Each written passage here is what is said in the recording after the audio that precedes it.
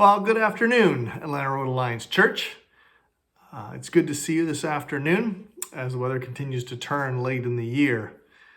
I wanted to share an idea with you that I touched on a little bit in one of the services recently.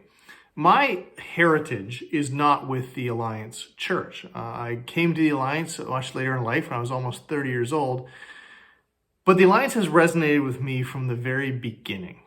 And one of the reasons is they have these statements, these core values that they espouse. And one of them, and one that caught my attention from the very beginning, was one that simply says this: prayer is the primary work of the people of God. Perhaps you've heard that before. Prayer is the primary work of the people of God.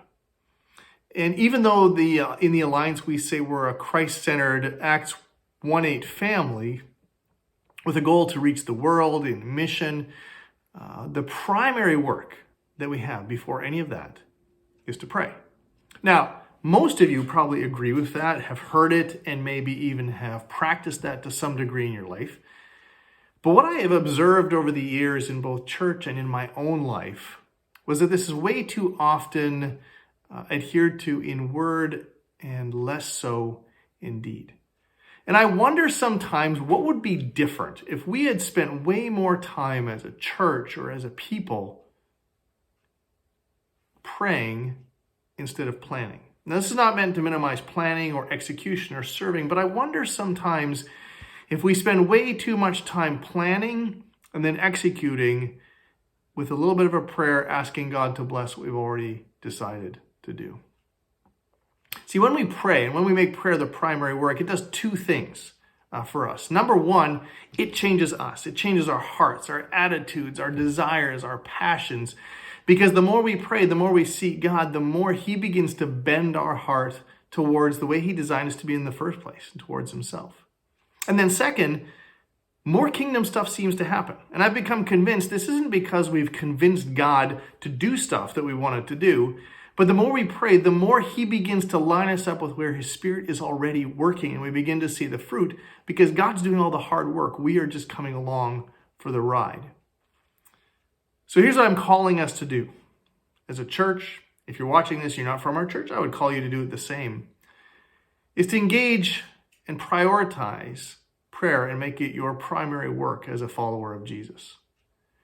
And that would involve multiple things, but I'm going to point out two. Number one, I want to encourage you to sign up for the 40 Days of Prayer that is coming up from the Alliance in the new year. You can do that at the Alliance website. I think the link is in the snapshot that is sent out each week.